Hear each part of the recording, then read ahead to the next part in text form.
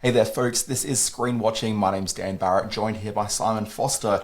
Now, look, last weekend, it was Mother's Day. I went to the local shopping centre with my kids to go and buy the Mother's Day present. Drove into the car park. It was busy. There were lots of people wanting to do their shopping on a Saturday afternoon. So, I found myself in the only car park you could, which was one of those annoying car parks which have one of the large concrete poles right next to it. Had to reverse the car in, and so I couldn't get out the door from the front seat. So I had to climb up, get over into the passenger seat, and get out of the car that way. Not relevant, except in the context of a little film this week called Mission Impossible, where I watched Tom Cruise do the same thing in a biplane, and I've never related to Tom Cruise more. Folks, we will be talking about Mission Impossible, The Final Reckoning on the program.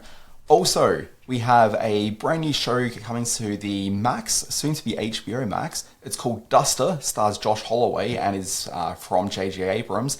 Josh Holloway, I'm there. We've got that. Have you heard of Nicolas Cage? He's very popular. He's in a movie called The Surfer. Will The Surfer be a popular movie? I don't think so, but I also think it's a good movie. But we're going to talk a little bit about Surfer, and then just also on the docket, there was a new Superman trailer. I'm going to have a few thoughts there. Going to do some ANDOR wrap-up, and two other films playing in the cinema as well. There's Hurry Up Tomorrow and Rust. Folks, big show. Let's get into it. This is not like TV, only better. Television! Teacher, mother! Secret lover. What, that's it? That's your movie? Well, I said that I had an idea for a movie.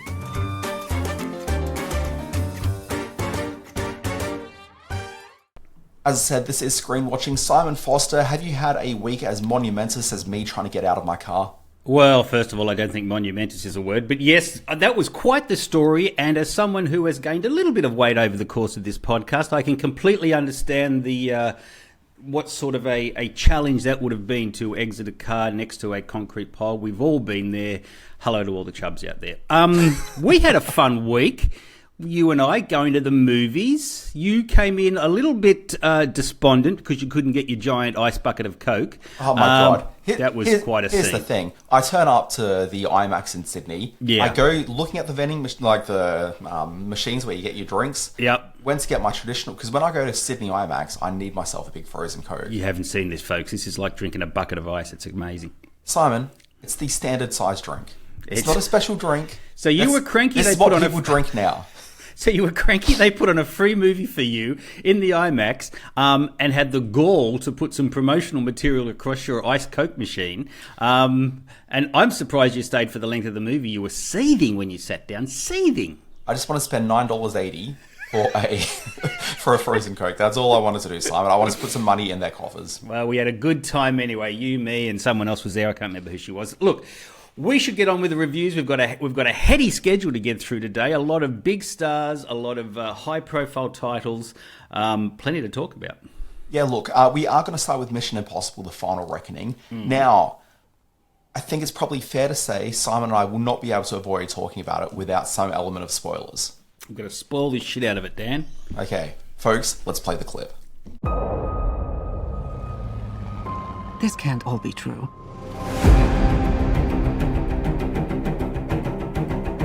Every word.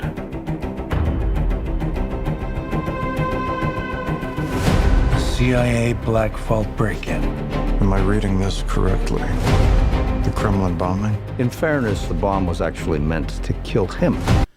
So it's been 8 movies for Mission Impossible. Quite the journey for a Mr. Tom Cruise, who began running the path to stardom all the way back in the 80s. And back in the 80s, we had this fascination with thermonuclear war, things that were going to be launched by accident. There was films like The Day After, where the world was destroyed by massive nuclear arsenals being launched on every possible country all around the world. In Mission Impossible Final Reckoning, which by all account is the swan song for Ethan Hunt. Ethan Hunt. Boy, Ethan Hawke's going to be very surprised. Yeah, I'm a fan. I'm sorry to see him go. Cruise and director Christopher McQuarrie ensure the stakes are very, very high by re-energizing all those atomic panic tropes. And I thought, as an aging Gen X critic, I absolutely love that about this film. The bad guy in this is Joshua, who's like is the malevolent mainframe from the movie War Games all those years ago. And in this one, it's a very similar sort of digi-villain called the Entity, whose name is referenced over and over and over again in this film. And it's taken control of all the missile arsenals of the heavily armed nuclear powers. Now, if Ethan and his team don't press all the right buttons in time, the Entity will turn us all to dust. And it's a pretty simple sort of sci-fi light premise, although the film, to its credit, in my opinion, and this hasn't been everyone's opinion, but it creates a very intricate story about having to get to a certain place in a certain time and download a certain thing onto a certain file or to save the world and to overcome the Entity. Some have called it convoluted and padded. I say that it works a really smart sort of storyline, and makes the most out of something rather minor. And to me, that's to the film's credit. And I'm sure we'll have a discussion about that along the way. The other can I throw in a very quick thought? Yeah, of course. I don't think it's convoluted enough. Oh, interesting. The Mission Impossible movies, from the very first one, have had these really convoluted, unnecessarily twisty plots and overall sort of story where you can't explain it when you get out of the cinema. You just kind of have to go for the ride. That's why I'm struggling so much with this. But I think you can explain this one very easily, and so that's the problem with the film. But please go on. Okay. Well, the other thing that I found interesting about the film is that all the characters have aged with this franchise. And in line with them being this aging ensemble, there's less cute banter between the characters. If you think all the way back to the first film, it was Emilio Estevez and a couple of other characters, Kristen Scott Thomas, I think, all sort of riffing on each other before the first big sort of impossible stunt. In this one, they hug a lot and they tear up a lot. Excuse me, just like me now. And all the characters are sort of have this melancholy about them. None more so than Ving Rhames as the Luther character, and Simon Pegg and Tom Cruise's interaction with him. And the film itself really plays into that by recalling notable moments and meaningful characters from all the previous installments. Of course, the stunt work is extraordinary. We've all seen, anyone who's seen the trailer has seen the biplane stunt. Best use of biplane since Police Academy 4, I think I mentioned to you in the cinema. But also, I do note, it's not the best use of biplanes. What do you mean? Well, you just said it's the best use of biplanes since Police Academy 4, yeah. Thereby establishing the fact that Police Academy 4 has the best biplanes. Oh, well, I don't think that can be argued, of course. Yeah. No, you're absolutely right.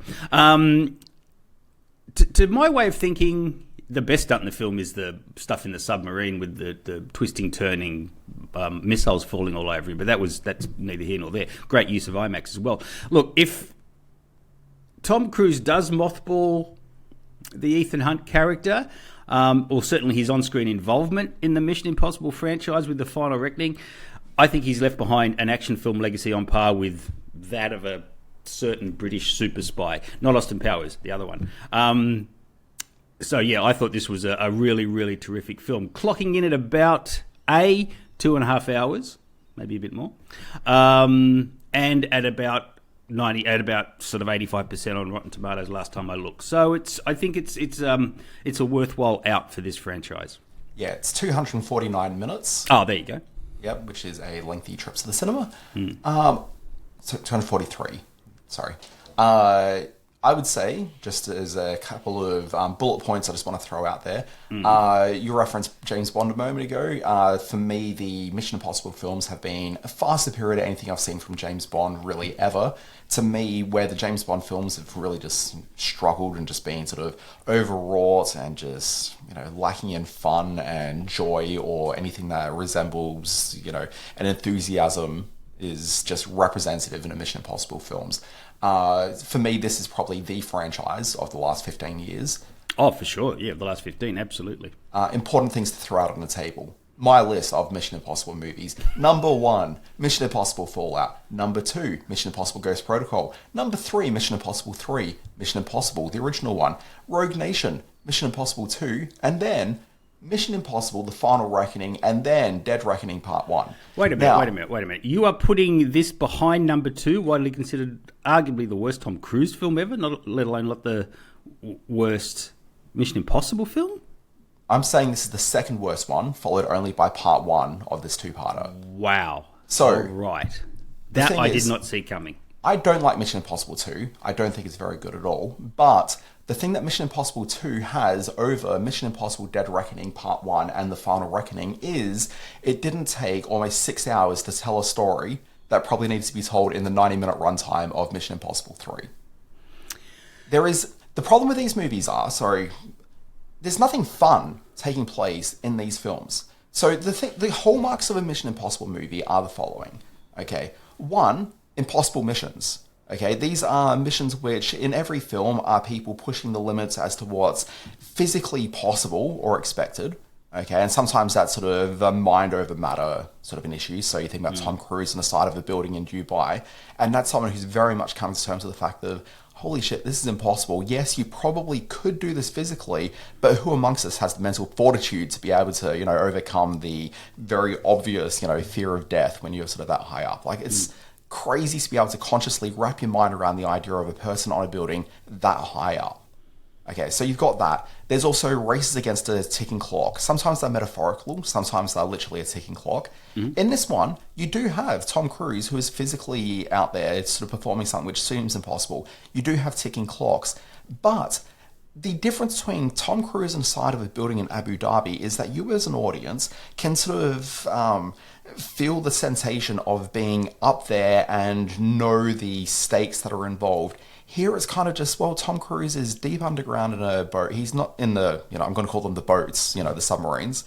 Okay, he's not really actively doing anything. At a certain point, it's kind of just physics sort of throwing him over the place, improbably avoiding blades and all sorts of stuff. Like, it just kind of seemed as though he wasn't actually overcoming anything himself. He's just sort of throwing his body out there and letting destiny sort of take its pick. It didn't feel like a Mission Impossible. It just kind of felt like every other generic action superhero film.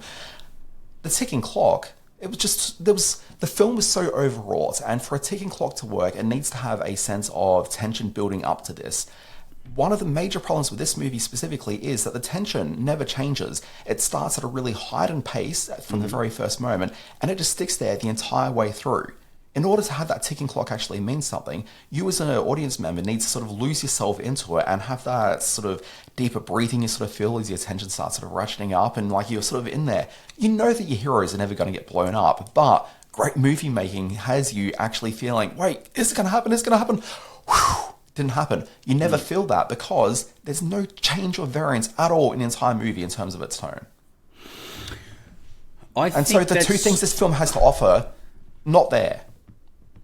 For me, that was countered by the fact that it's, and this is where we're going to do a little bit of spoilery stuff, that's countered by Hayley Atwell and Pom Klementieff and Simon Pegg having to do the old switcheroo towards the end of the film. Tom, by this stage, is hanging by his fingernails off the edge of a biplane.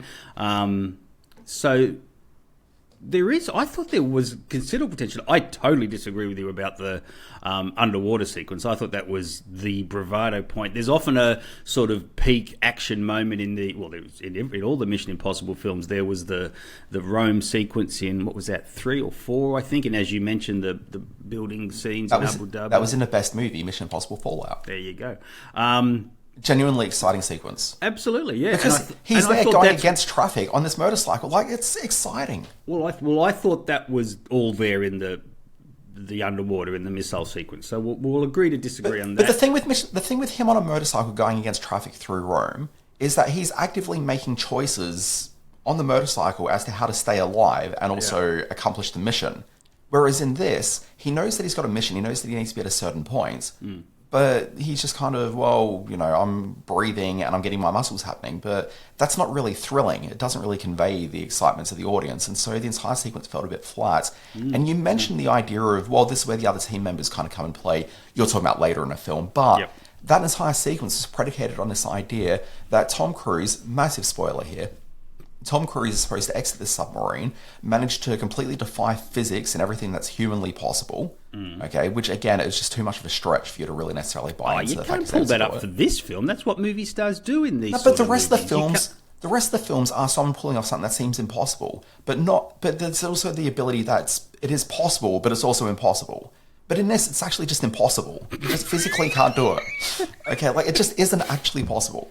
So you've got that, but the whole thing is predicated on the idea that he's going to be in a submarine. He's going to perform the impossible, make his way to the top, where the team will miraculously happen to be at the exact place that he's going to come up. The film prepares you for that. That's why I'm saying the running time is important. The running time is important because it explains the point of when we're in on it. Wait to what I'm getting to here. So he's supposed to reach this point where the team's going to improbably be in the exact right point, and that's what a Mission Impossible thing should be. But we see Tom Cruise pass out, which was part of the plan, and then the next scene is him just on top of the ice being resuscitated by Haley Atwell.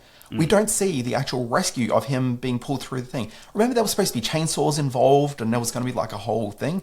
That part of it's stripped out from the film entirely. So you actually miss the payoff of the miraculous thing where the team happens to be in the exact same spot. It's basically just, you've been rescued, let's just bring you back to life. I think there's timing issues there that would have blown it out further. Plus it was plus it was all explained previously. So we know that went on. We don't have to see that. There's no excitement in seeing him being cut out of the ice with chainsaws and all that sort of stuff. That would have lasted. No, that's unnecessary. Instead, they handled it in quite, I think, not a lyrical, but in a way that in the most boring fashion possible. Sure, that's entirely wrong. Okay, I did not expect us to disagree this much on Final Reckoning. I thought it was a great end to a great franchise, and I don't think it will be the end. Clearly, I don't know if Tom will be back because God bless him, he's a couple of years older than me, but he is starting to show his age a little bit in these action scenes. You need to do a complete reboot. I think they're going to do a reboot, but who are they? Who's going to replace? Who's going to be the new Ethan Hunt? This is the other problem. This is the other problem. Mission Impossible comes for a little TV show called Mission Impossible. The thing that was always great about the Mission Impossible TV series over the original 5 or 6 seasons that it ran for, and then the Australian reboot series that ran for 2 seasons, which you can't find anywhere, which frustrates me. Anyway, the thing with that is that you had a constantly changing cast. Yeah. This is one of the issues I've had definitely as we reach towards the end of Mission Impossible, which is that, look, I don't know exactly what's taken place in his life, but Ving Rhames hasn't been a mobile, physical creature in these movies for like the last 4 films. No. Anytime that you see him, he's just sitting down and he issues a few thoughts here and there, and that's kind of about it. Yeah. But he doesn't even swivel his computer chair. He is a very immobile person. I don't know what's happening. Yeah. But he hasn't really been a vital part of these movies for years, but so much the emotional weight of this is reliant on him. By this point in the franchise, if we're going to consider what this film's really doing, which is that Ethan Hunt's been at this for years and years, okay, and maybe he's not necessarily feeling as though he's sort of part of it in the same way that he was, you do that by having a younger team around him. Like, isn't part of what would be interesting about seeing his character retire if he's not going to die? And you can't have him die because that happened in the last of the James Bond movies. Sorry, spoiler alert. You can't have him die, so it's really have to be an active choice to take himself away from, the action. Shouldn't it just be that he looks around and sees, oh wait, there's a younger, capable team? That gives you the spin-off capabilities and move forward. But instead, this is all centered around the idea that no one can save the world but Ethan Hunt. And I don't know, it just I don't think it's his responsibility to begin the reboot. I think that comes further down with a much more concerted effort. I think there's going to be I think what I was trying to say more, though, was that the film's just weighed down by never changing the cast for the last couple of movies. It's just the same people coming back. Except for, like, Clementieff, yeah. Clementieff. Like, she's the only fresh blood in it, and she's not given much to do either. I think that's what this movie plays into, that this is a family, that this is a unit who's gone on all these adventures. It's not the fucking Fast and Furious movies, come on. No, I think it's better at presenting that kind of a unity, that kind of a bond between these people. That's what this movie plays into. I would have been so much happier with the emotional... massive spoiler here. The emotional weight of this one rests on the sacrifice that Ving Rhames' character, whose name I've still never committed to memory, ends up dying. If you're going to sort of play like that card, I would have been so much happier if Ving Rhames had been sunsetted a couple of movies ago, because as I said, he hasn't really done anything. Okay, and instead the emotional weight is the death of Benji, being the Simon Pegg character. To me, that would have been so much more meaningful, because he's been such a vital part of these films from the beginning. If you've got him, Tom Cruise, and the Benji character as your sort of through lines through the movies, and then you've got like a younger cast around it, I think that provides that sense of continuity coming through, but then also gives it the sense of being Mission Impossible as part of this franchise of constantly changing characters. You know who isn't there for this movie? The person that Tom Cruise is supposed to be handing the franchise over to, which is one Jeremy Renner. No, that's not going to happen now. Yeah, well, it wasn't going to happen after Tom Cruise didn't hand over the baton, and then Jeremy Renner was left to become the new Bourne, and that didn't happen either. That didn't happen either. Instead, he got buried under a jet ski or snow ski, whatever it Yeah, was. come on. There's Tom in the background trying to get into the building. Little All right, three-year-old okay, Tom. so we're at odds with each other on Final Wrecking. That surprises me. What else is there going on in this screen-watching world in which we live? Debuting on the soon-to-be-named HBO Max is Duster, starring Mission Impossible Ghost Protocol's Josh Holloway. Let's watch a clip. How do you feel about violence? I'd be lying if I said the work I do doesn't go upside down sometimes. If that were to occur, what would you think? Where are we going? Okay, Simon, I was super excited by this one because Josh Holloway I loved from Lost back in the day, and then he was in Mission Impossible Ghost Protocol. He's had a bit of a quiet run. Yes, he has. He's got that sort of movie star look about him, but it never really happened. Yeah, and if you ever watch Mission Impossible Ghost Protocol, he's a movie star in that movie. Yeah, he's got the looks, he's got the talent. I don't know what has gone wrong there. Is he just sort of settled into celebrity life the way that many of them do?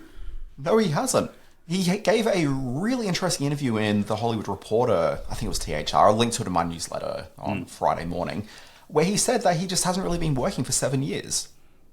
Me neither, come to think of it. Yeah. Wow. So he did do a short stint in Yellowstone in the most recent season. He's got that craggy face that suits him. Yeah, that's kind of his only real credit for the last 7 years. And it's bizarre because he's a proper talent, and that's very evident in this program.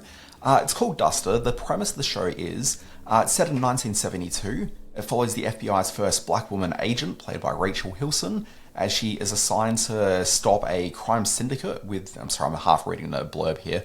Assigned to stop a crime syndicate with the assistance of a talented getaway driver, played by Josh Holloway. Now, as you find out through the first episode of this one, which is streaming now on Max, both of them have a very personal investment in the local crime boss, who's played by one, and I've just gotten his name all of a sudden, Keith David, who you've seen in so many movies over the years, just by those consummate sort of character actors. Love the Keith David. Pops up around the place. A bunch of great character actors appear through this one, because he's the man of the moment. Corbin Burnson's recurring in this one, playing Holloway's father. You've got Donal Logue in here. There's a real renaissance going. There really is. Donal Logue's in it, and anything with Donal Logue I'm very into. And because it is a J.J. Abrams joint, his old-time good friend Greg Grunberg does play a role in this one. Which I'm pretty sure I'd probably feel safe in saying, as seen in Mission Impossible 3, also directed by one J.J. Abrams. Yes, he was. That was a good one too. Yeah, it was pretty good. Underrated. It's interesting, the most recent Mission Impossible movie, if you only ever saw 2 Mission Impossible films before the most recent one, all you have to see is the first one and number 3, which is inexplicably the almost least loved of the franchise, but I really like it. I like 3. No, you're giving way too much credit for number 2. Anyway, we digress. We passed all this, but yes, I get it. Yeah, well, right. Number 3 gets a lot of criticism, and I've never really quite understood the why. No, never have I. I gave that a great review back in the day. Anyway, so you got this. Basically, I think the show is fun enough. I don't think it's great TV, and Josh Holloway is allowed to be charming, but going back to that THR article, something he talks about is that it's the 1970s, and he felt in order to be able to do this show, he had to really fit like the really slender clothes of 1972. Oh, the hip huggers and all that sort of stuff. Exactly. And I kind of feel he's lost maybe just a little bit too much weight. And so skeletal. He doesn't quite look skeletal, but he just doesn't quite have... There's a sense of... I want to say sort of authenticity, but that's not even quite what I want to say. Like someone being able to exhibit their true sort of spiritual essence of themselves. I mean, that's kind of authenticity to a certain degree, but there's something that's like the vibe of the person. And the vibe of Josh Holloway is just lost a little bit because he's just that little bit too slender. Okay. And I don't think that would have been a problem if he was like just a slightly sort of chunkier looking guy. Because he's also a man who's... Even Lost on the Island, he was sort of a kind of chunky at times. Yeah, and that's fine. Did he come from a sports background? You seem to be quite the Josh Holloway expert. I don't really know that much about Josh Holloway, to be completely honest. I just read this article the other day and was just surprised to see he's been off the board for so much time, and yeah, he was clearly pretty unhappy about not being out there working. I get him very confused with William Mapother. You know the other actor, the one who's No. related to Tom Cruise? Because Mapother is Tom Cruise's birth name, and they're cousins apparently. But I've no idea who this person is. okay, all right. Yeah. Do go on. Well, I don't have that much more to say. What I would probably say is that there's been so much anticipation around this show. Like J.J. Abrams has been pushing this one through the various incarnations of Max over the years. So back when it was HBO.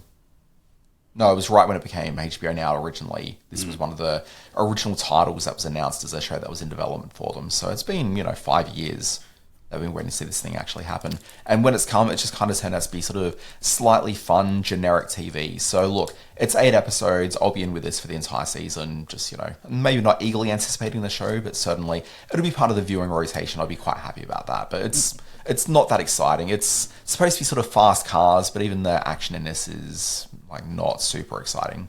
One of our fave series over the last few years was the period-specific Minx. Does Duster do as good a job of capturing a past time as Minx did? Oh, look, the costumes are all fine, and the only thing that really sort of necessarily grounds it in being 1972, at least from the first episode, which is all I've seen from Hippies? it. A lot of hippies? Not so much sort of hippies as much as the show's really based around this FBI agent who's the first female agent around, and so obviously there's the pushing back at her about being a woman and being a black woman, and so that's kind of there, but it's all a little bit surface level and just a bit sort of, too shiny and polished in their sort of depiction of that, which is fine because I kind of feel as though TV sort of done that a lot, and it's been a while that we've kind of gone to as we're trying to correct the ills of the past through our filmed entertainment. Sure. But when we correct the ills of the past, sometimes we just kind of give it a bit of a nod without it actually being particularly meaningful, and that's very much the way that's on display here. All right, it's called Duster. It's on Max, HBO Now, whatever the hell it's called. Do you want to go into why there was a name change to this? Why it's gone back to HBO Max? The short of it is basically that it launches HBO Max because they wanted to really talk up the HBO-ness of it. Sure. When Discovery ended up buying into the thing, they wanted to put a whole bunch of Discovery programs on there. Yeah. Love it. No.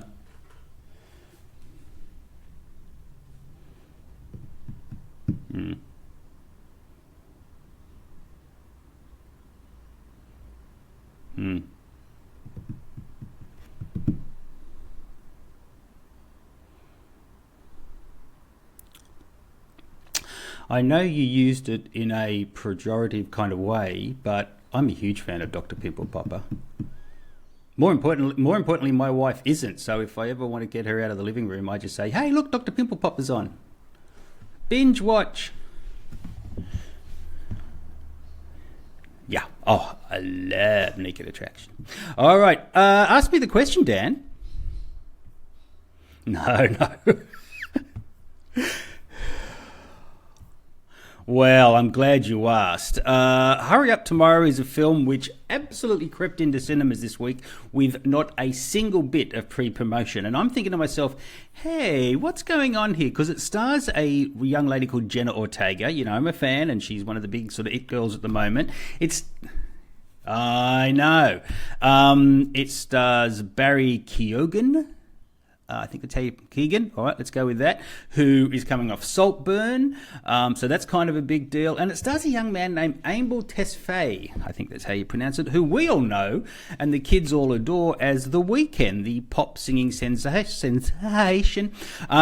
So what you have here, I think the pitch...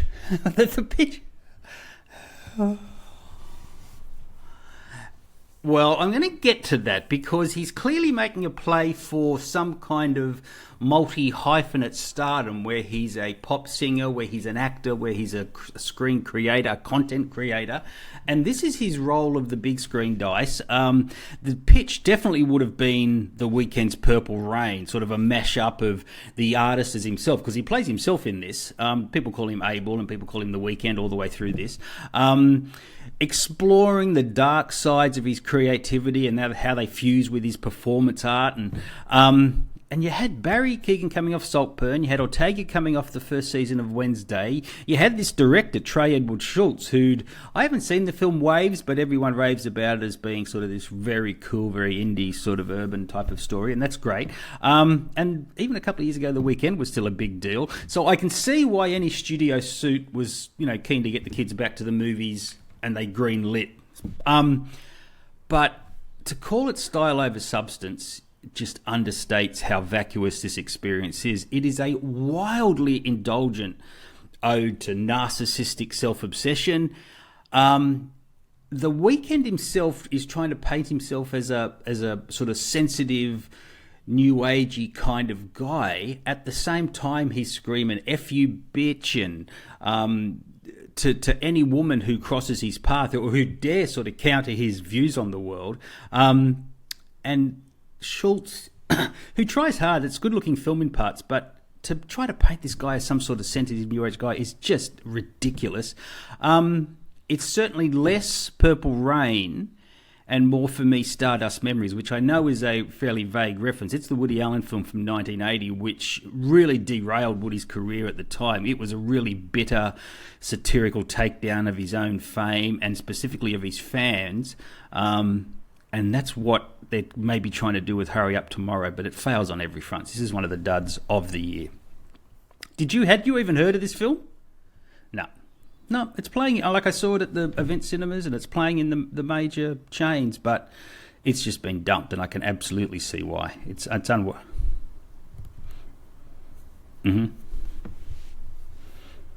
Yeah.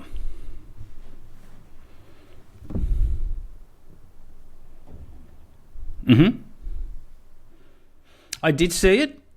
It's a black and white film that takes place in a very tense kitchen environment in a New York restaurant, which is really just a symbolic setting for a mashing together of immigrants from all over the world finding work in this kitchen and the tension that brings. Rooney Mara being the only significant English language star of the film. She is a pregnant waitress who is having her own problems with, does she keep it? Does she get rid of it? Does she tell the chef that she's had the baby with that it's happening? So there's that going on, but it is a very high-pitched, very artsy view of those issues, and with it being in only a few cinemas, I decided to bump it. It's a quality film, but probably wasn't suited for if I had to bump something this week, it was La Cocina.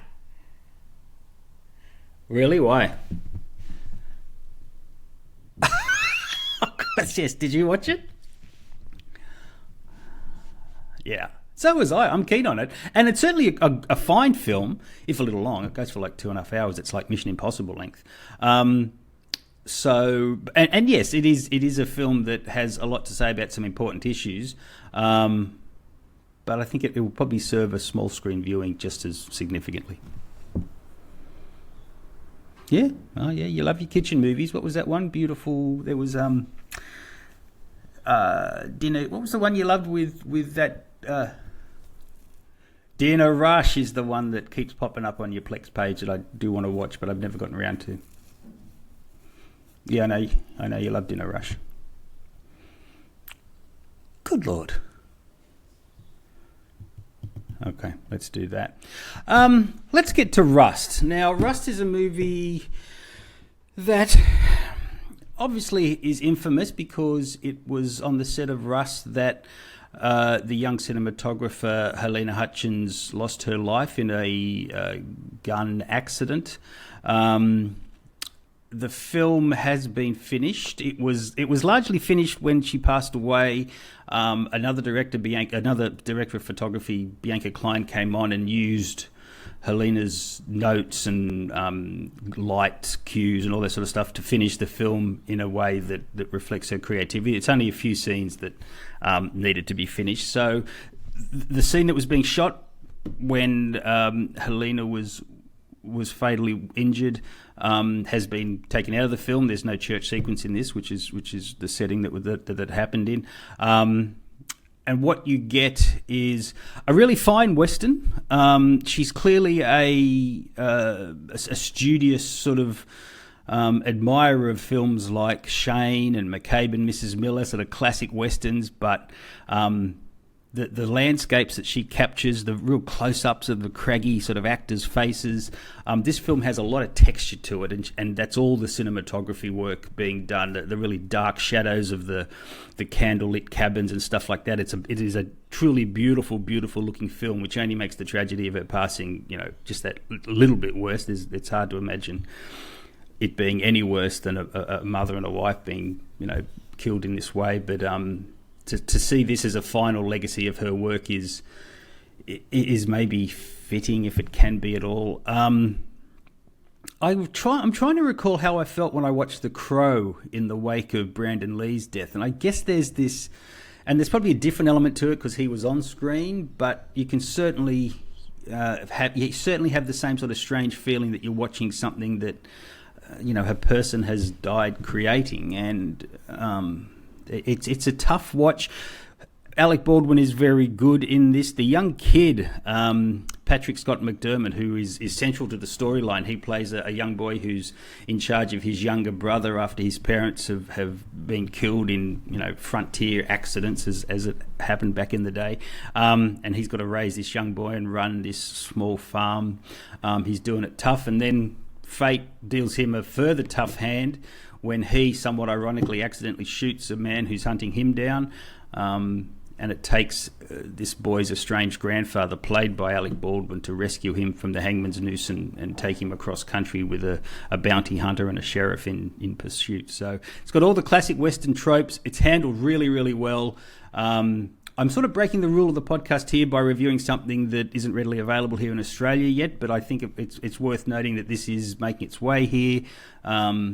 And deserves to be seen not just as a pretty terrific film, as an old sort of Western, or an OTA as they used to call them back in the old Hollywood, but also as a legacy to Helena Hutchins' beautiful talent. Playing in cinemas this week is a film called The Surfer, starring one Nicolas Cage. Now, Simon, you and I saw this one. This was, I guess, what's probably referred to as a long lead media screening. Yes. Yeah, I feel that we saw it, 5 years ago? It's been a while. It's been a little while, yeah.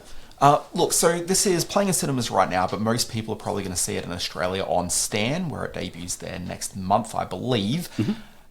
I found myself in a cinema watching this, thinking about how most people are going to watch this, which is at home on the couch. And if I tried watching this movie on the couch, I don't think I would have seen it through to the end. It is a film which is, some may charitably call it challenging, but I think it's a mood film. Is probably the well said. best way It's to definitely a discuss it. mood film. It harkens back to some of the Ozploitation films of past years, when the landscape and the ochre sort of feel of the film, it plays a very important part in it. Nicolas Cage the premise of this one, let's just quickly knock that out. Yep. You've got Nicolas Cage. He's an American man who's in Australia. He's keen to buy a house, which is like the old family house that they sold, I think, when he was like an older teen, sort of early 20-something. But he's keen to bring that back into the family. The real estate deal is possible. He's got to get some money moved around, and that part of it, the finance is slightly awkward, but he's working through that.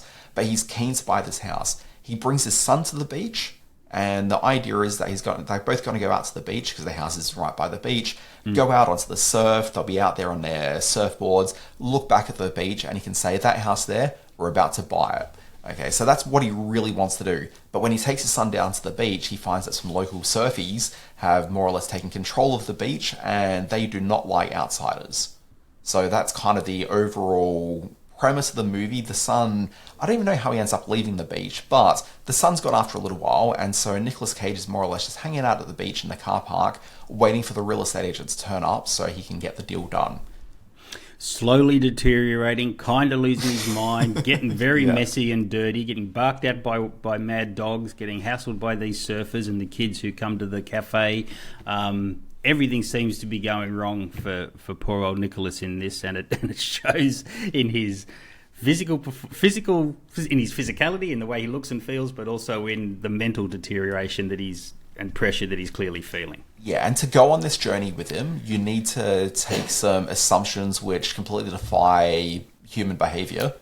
Yep. And that's kind of the biggest struggle with this movie. If they had justified his rationale for staying in the car park a little bit better, so much of this film would play just so much more. It'd be a stronger film, but it doesn't quite do that. So the sort of legs from the film are kicked out a little bit from underneath it. That said, if you're willing to overlook that aspect of it and just watch him go through this journey by himself as he loses a complete sense of his emotional but also financial stability as a person, it's kind of, there's a question that forms in your mind as you're watching it, which is, was he ever actually a man who could ever afford to buy this house up the street? Or is he actually just a homeless guy who's got a separation from reality that's taking place in his mind?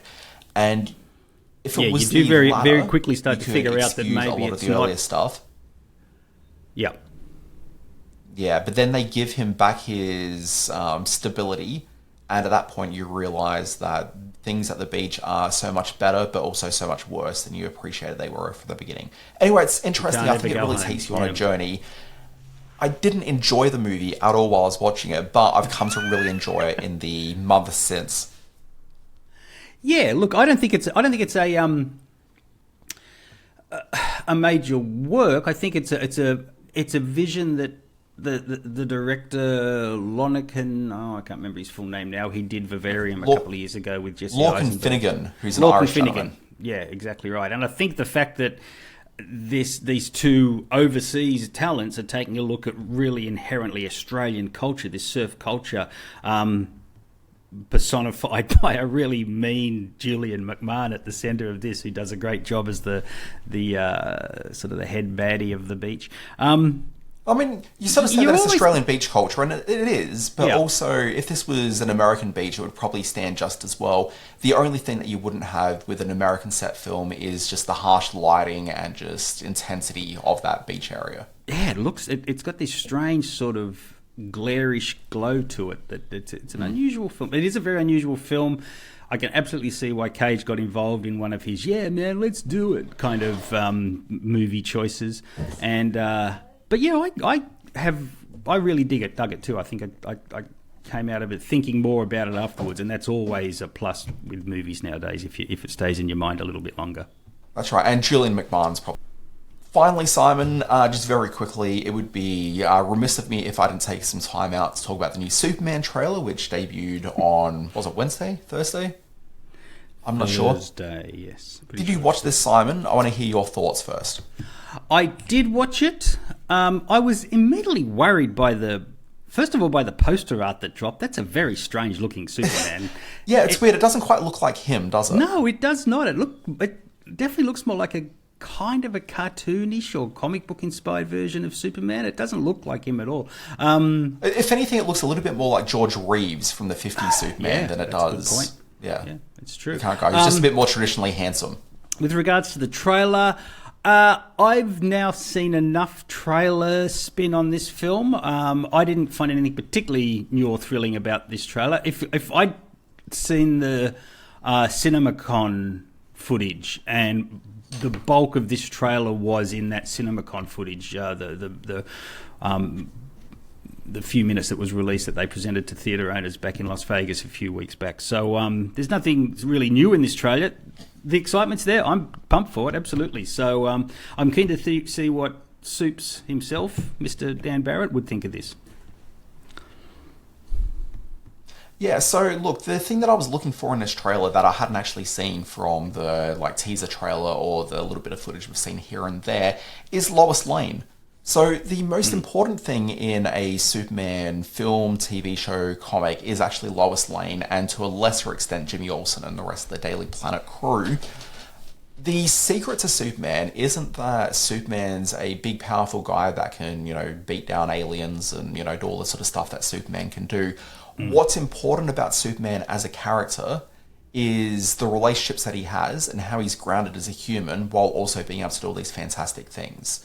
So ultimately, the idea of Superman is that he's a man who lives a fairly sort of relatable, nebbishy life, but he can also do some things on the side. And unless you get Lois Lane right, you lose that grounding to who Superman is, and it becomes just a little bit sort of generic from that point, because Superman's more of a template sort of icon rather than being a sort of very sort of specific, unique character in himself. It's the world around him that makes him unique. And so, unless you get Lois right, it doesn't quite work as a Superman film. The Superman films and TV shows that have worked are Lois and Clark with Terry Hatcher, who's a fantastic Lois Lane. Okay, and also talking about Margot Kidder in the Superman films with Christopher Reeve. Like, those are the best Superman productions, and both of them, the thing that really sort of unifies both of them is that they've got a really strong Lois Lane. And the Lois Lane that you see in both of those is slightly ornery, but also just incredibly good at what she does. And even though she's a challenging person to deal with, you completely understand why someone like Clark Kent / Superman would completely fall for her. Sure, absolutely. Yeah. Whereas you look at something like the TV show Superman and Lois, and Bitsy Tulloch, who plays Lois in that, like, she's a perfectly charming person and presence on screen, but she doesn't quite have that sort of thing that makes Lois Lane. And that show, as a result, just kind of felt a little bit flat. It doesn't really necessarily quite sing. And also, you can probably say the same thing for Amy Adams. As much as I love Amy Adams, she wasn't really quite as Lois Lane, and so that didn't really quite work in the Man of Steel and the Batman vs. Superman Zack Snyder films. And then also the same can be said for Superman Returns with, and I've forgotten that actor's name from Blue Crush. Bosworth. Yeah, Kate Bosworth. Kate Bosworth, yes. Yeah, and so she wasn't really quite great. Like, she was almost there, but it wasn't really. So you've got to be excited about your Mrs. Maisel also being your Lois Lane, because I know you're pretty high on both these characters, and you certainly are on the actress. So you're convinced that, from what you've seen from this trailer, that we're good to go with this? Yeah, absolutely. I wasn't actually sure about her as Lois Lane at all, and this completely sold me. I'm there. You're right. So that was the key element of the trailer that was new, that whole opening sequence where she's interviewing Superman, and they're terrific scenes. The other, and there's that funny moment where it's like, all right, Cronkite. And like, that was kind of fun and flirty, and I really the kids will love that reference. Yeah. Oh, yeah, will they ever? Yeah. The other part that I found really interesting of the trailer was that it really lent into the fact that he's an alien. And in this current climate where immigration and alien sort of people on the American soil is such a hot button topic, to lean into that in one of your big films of the year, I think is very deliberate. You know what? I didn't really feel he's an alien part of it as much as I felt that he was a man that is not bound by government. Yeah, okay. Or not bound by government oversight, which is very similar. Speaks to the same point. Yeah, exactly. Okay, so that's interesting. All right, well, I'm keen to see if that plays out as much as the trailer indicates it might. So, all right, we're very excited by it. Yeah, totally into it. And then finally, I was pretty down on that Mission Impossible film, as discussed. And part of the reason is that I watched ANDOR just the night before. And I said this to you in the cinema before Mission Impossible, before the movie started, but after we saw Tom Cruise on video telling us how important it was to go to the cinema. I'd had such a great time with ANDOR, which I'd watched like the last 3 episodes on first my mobile phone and then switched to my TV when I got the chance to pop it on the TV. But there was something so enjoyable about those 3 episodes of the show. And there's that sequence in the second last episode where they have to go to the apartment building that we've seen a few times throughout the season and rescue the woman who's kind of been leading a resistance with, what was the guy's name? Was it Lorcan? I don't think that's right. I think I just got my director of the Surfer confused in my brain all of a sudden. But the Stellan Skarsgård character. Yeah. But like that young woman, they've got to rescue her from the building. And the amount of... there's nothing unique about that scene. Like, we've kind of seen variations of that scene in so many movies and TV shows before. But just the execution of it was fantastic. The tension actually really ratcheted up in a way that I did not feel at any point through those 3 hours of the Mission Impossible movie. But there was something very funny to me about Tom Cruise telling me about how important it is to see the film in the cinema when I just had such more of a visual, exciting reaction from a TV show that I saw on the smallest of screens just 2 days prior. Insane. Just insane. But I'm sure you'd wished you'd seen it on a bigger screen, though. Oh, look, I mean, it was fine. I had an intimate moment. I'm not necessarily always bound to the idea that I need to see things on the bigger screen. I think that sometimes you can have an experience watching something on a small mobile screen where God. Well, it becomes it's a personal device. Okay, sometimes I find myself distracted in the cinema, like that idiot lady who was in front of us on a mobile phone repeatedly through Mission Impossible. Oh, was she? I didn't even notice that. Yeah, because she was right. Shut that down. Well, because she was right in front of you, whereas she was like slightly to the right of me. Say something to these people. I was going to, but every time I was ready to lean in and do it, she turned her phone off. Oh God. Yeah, she also had it on dark mode, so it was a bit harder to see around the place, but I could see it. Well, we haven't had one of our big yelling matches for a couple of years now about cinema versus television, I'm ready to go if you are. Well, I'm talking about mobile phones, but I'm just saying you can have such a personal, intimate experience watching something where you've blocked out the entire world and you're just really focused on what's taking place there. I don't necessarily think it's always a negative. Well, certainly some things are fine to watch on a smaller screen. I don't think Mission Impossible or Tom Cruise welcoming us to Mission Impossible or is that content. But I take your point. Bear in mind, I haven't seen the most recent Mission Impossible on my mobile phone yet. I mean, maybe I'll enjoy it so much more when I do. But also, the chance of me ever watching that film again is pretty slim.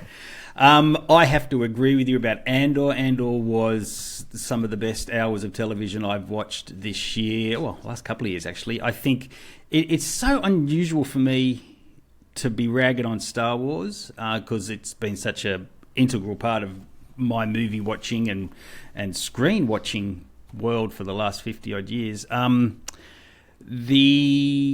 That Andor can get it so right, and that some of the others, even the highly touted things like Mandalorian or some of those other sort of small screen endeavours that I just lose interest in straight away, the fact that Andor gets it so right is really heartening to me.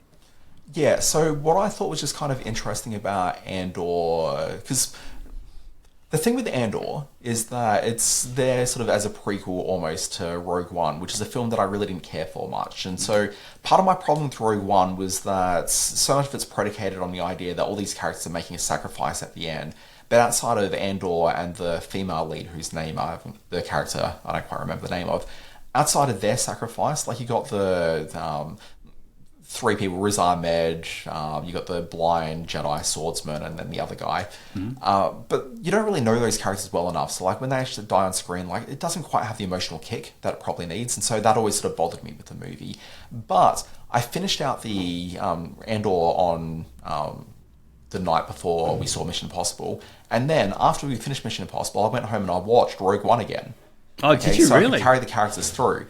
And I enjoyed it so much more that time because what I had an issue with, which is their sacrifice, that actually becomes a little bit redundant as a concern because you're coming off the back of 24 episodes of a show where you've seen a whole bunch of characters occupy very similar positions. And so it takes the weight off Rogue One and instead sort of places it at, this is part of the continuum of the rebellion. So we're just watching all these people, person after person, making these sacrifices, whether known or unknown. And we're sort of watching, this is what it takes for the rebellion to take hold, rather than their individual sacrifice specifically. And while I completely respect and understand that point of view, as I've stated previously, I'm 180 degrees the opposite. I took a full emotional involvement into and out of Rogue One. I think it's, apart from A New Hope, the best of the Star Wars films. But that was that. It's weird because Empire Strikes Back sitting right there, Simon. Yeah, I get it. And then to have Andor bolster all that emotional involvement for me, I can't wait to go back and watch Rogue One again now. I can't imagine it being any more a great film than I think it is already, but it likely will be. And what's also fascinating is that I'm not the only person that went straight into Rogue One off the back of it, because when you're looking at like the top 10 lists for a lot of the streaming services, usually you're not watching it in terms of real time. You're watching what happened 24 hours prior to it. So by the time Friday rolled around, I noticed that Rogue One was suddenly at the top of the charts, which means that by Thursday, lots of people probably did the same thing I did. They finished Andor and then rolled straight into Rogue One. So we're seeing that. What I'm going to be curious about today on Saturday is seeing whether or not Episode 4 A New Hope is suddenly being rewatched heavily as well, because I'm halfway through that myself. I'm so glad Star Wars, it's getting its due in everyone's eyes. finally great. being noticed. But like, isn't this kind of what the point of these TV shows should have been? One, it's telling these stories which weren't necessarily sort of fit for cinematic, theatrical release, but are still important to the world building that exists within these programs. But then from a business perspective, it means that it kind of gives a rejuvenation to like these pre-existing properties. And so it kind of feels like it's ticked all boxes there. That's exactly right. Andor's one of the shows of the year already. Dan Barrett, let's wrap this crazy thing we called Screen Watching up and get into our weekend. Indeed. Folks, this has been Screen Watching. My name's Dan. This has been Simon. Track down Simon through his various web endeavours. The most noble one, though, is the Screen Space newsletter. Search for it through Google. You can sign up, and each week he sends out some thoughts and missives about the movies that are out there. And Simon, are you familiar with a little website called Always Be Watching? Always Be Watching is a website upon which a newsletter is based. I'm quite the salesman, aren't I? That Dan Barrett puts together every day. It is one of the must-reads of the interweb. I am a huge fan of everything you do. He covers all things small screen and quite a few things big screen. Don't be put off by his thoughts on Mission Impossible Final Reckoning. It's actually a terrific read. Folks, this has been Screen Watching. It will be back next week with more Mission Impossible talk inevitably. Folks, we'll see you then.